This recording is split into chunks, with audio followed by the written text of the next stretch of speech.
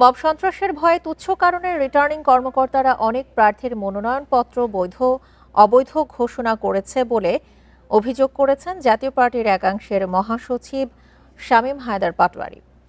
দুপুরে নির্বাচন কমিশনে আপিল শুনানিতে মনোনয়ন বৈধ ঘোষণার পর এই অভিযোগ করেন তিনি।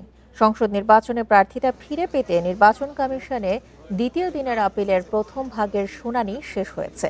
সকালে ৩৫ জনের শুনানিতে ২৮ জনের মনোনয়নপত্র বৈধ ঘোষণা করা হয়, বাতিল হয় ৫ জনের এবং স্থগিত রাখা হয় ২ জনের। আরএফএল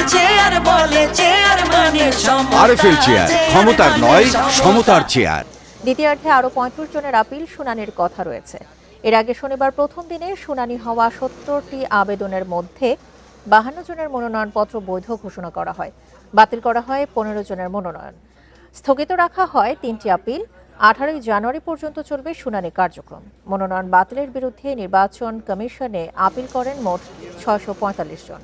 মবতন্ত্র রিটার্নিং কর্মকর্তাকে ডমিনেট করেছে এবং যে কারেক্টগুলো তারা করতে পারতেন, বলতে পারতেন, অ্যালাউ করতে পারতেন, মবের ভয়ের কারণে তারা করতে পারেনি। কারণ তৎক্ষণাৎ তাকে একটা ট্যাগিং করে দেওয়া হতো, তৎক্ষণাৎ তাকে দোষর বলা হতো। এই ট্যাগিংয়ের ভয়ে ভারাক্রান্ত প্রশাসন স্বতঃস্ফূর্ত ভোট করতে পারবে না। এ বিষয়ে আরো জানাতে আগারগাঁওয়ের নির্বাচন ভবন থেকে যোগ দিচ্ছেন আমাদের সহকর্মী সাজ্জাদ হোসেন। সাজ্জাদ, আপিল কার্যক্রম নিয়ে সবশেষ কি তথ্য রয়েছে? দ্বিতীয় ভাগের শুনানি কার্যক্রম শুরু হয়েছে কিনা?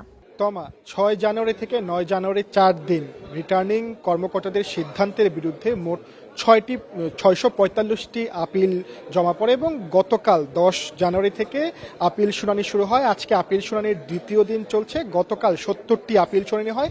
১ থেকে ৭০ যে ক্রমিক সংখ্যাটি ছিল ৭০ জন, তাদের আপিল শুনানি হয় এবং আজকে ৭১ থেকে যে ১৪০ জন যারা ক্রমিক নম্বরে আছেন তাদের আপিল শুনানি হবে এবং ইতিমধ্যেই ১০টা থেকে ১২টা ২ ঘন্টায় প্রথম ভাগে মোট ৭০টির ৩৫টি আপিল শুনানি হয়েছে এবং ৩৫টির মধ্যে ২৮টি বৈধ, ৫টি অবৈধ এবং ২টি আপিল স্থগিত করা হয়েছে। এখন দুপুর ২টা থেকে দ্বিতীয় ধাপের যে আপিল শুনানি সেটি শুরু হয়েছে এবং এটি চলবে বিকেল ৫টা পর্যন্ত এবং বিকেল ৫টায় আপিল আজকের মতো যে ৭০টি আপিল শুনানি সেটি শেষ হবে।